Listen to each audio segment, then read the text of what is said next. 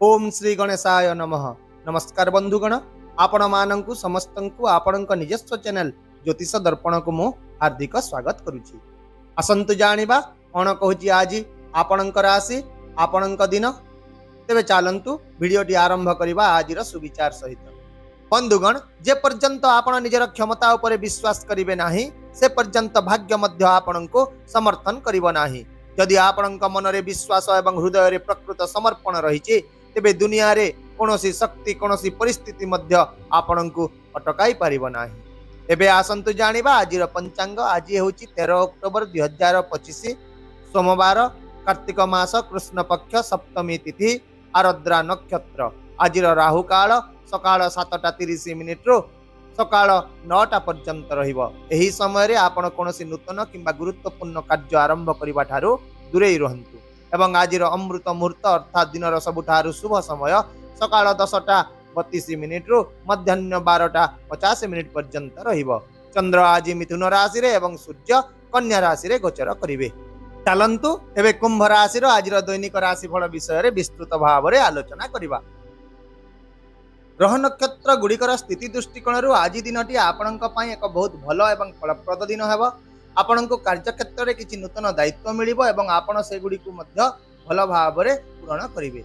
आपणको उपरिस्थ अधिकारी माने आपणको दक्षता एवं निष्पत्ति नेबा द्वारा प्रभावित हेबे।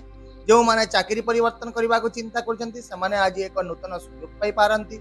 एहा व्यतीत कोनोसी जने पुराना परिचित किंबा बंधुक माध्यम रे एक लाभजनक चाकरी प्रस्ताव मध्य आसी पारे। सेहीपरि व्यवसायी मानक पई दिनटी भल रहिबो। जे कोनोसी पड़ी रहितिबा काम गुड़िक समाप्त हेबो। एहा छड़ा नूतन व्यवसाय योजना करुवा लोकंक पई मध्य आज एक शुभ समय रहिबो।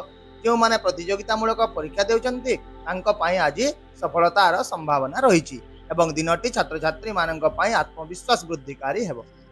केवल आज एतिकी मने रखंतु जे योजना बिना कोनोसी पदक्षेप नियंतु नाही। यदि आपण योजनाबद्ध भाव रे काम करिवे तेबे आज सफलता निश्चित मिलिबो। आपणक कठिन परिश्रम निश्चित भाव रे फल देव एवं दिनर शेष रे आपण निज काम रे संतुष्ट रहिबे। आर्थिक दृष्टिकोण आज दिनटी लाभदायक हेबो। आपण जे कोनोसी दीर्घकालीन आर्थिक समस्या रु मुक्ति पाइबे।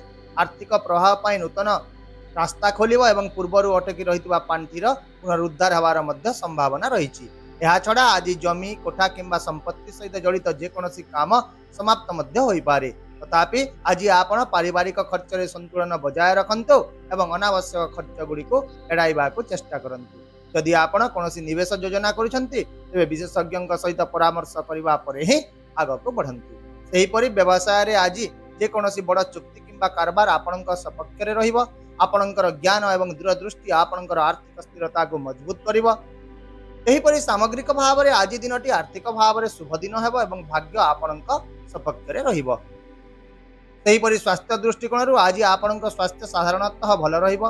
पुराना रोगरु मुक्ति पाइबार संभावना रहिछि। आपणक मन खुशी रहिबो एवं आपणक आत्मविश्वास मध्य वृद्धि पाइबो। किंतु अत्यधिक मानसिक चाप को एड़ांतु एवं आराम करिबा पई किछि समय नियंतु। ता सहित संतुलित खाद्य खांतु एवं प्रचुर परिमाणर पानी पियंतु। एहा छडा आज यात्रा करिबा समय रे आपण सतर्कता अवलंबन करंतु। विशेष भाव रे योग ध्यान किंबा प्राणायाम आज आपणकर मन एवं शरीर को सतेज रखिबो। पारिवारिक जीवन आज खुशी रे परिपूर्ण रहिबो। परिवार समस्त सदस्यंक मध्य रे प्रेम एवं समन्वयर परिवेश रहिबो। एहा छडा परिवार रे आपणको आज किछि भल खबर मध्य मिली पारे। जेपरि कि संतान विषय रे खबर हैला किंबा कोनोसी शुभ घटनार खबर। ता सहित आज बड़ मानकर आशीर्वाद आपणकर आत्मविश्वास को आहुरी मजबूत करिवो। आउ मध्य आज आपणकर सामाजिक प्रतिष्ठा वृद्धि पाइबो एवं लोक माने आपणकर चिंताधारा को गंभीरतार सहित सुनि।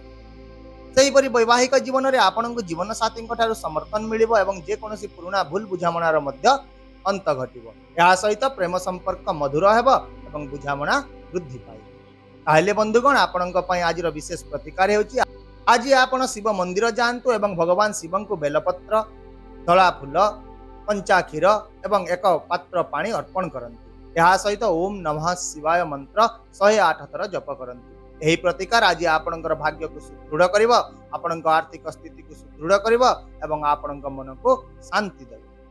आशा करूची वीडियोटी को आपण सकारात्मक चिंताधारा सहित ग्रहण करिवे एवं आपणकर दिन को आहुरी सुंदर करिवे। जदि आपंक आमर ये भिडटी पसंद आसला तेज दयाक भिडटी को हाइप करंतु शेयर करंतु एवं आपणकर मूल्यवान मतामत कमेंट बॉक्स रे निश्चित भाव में जनातु।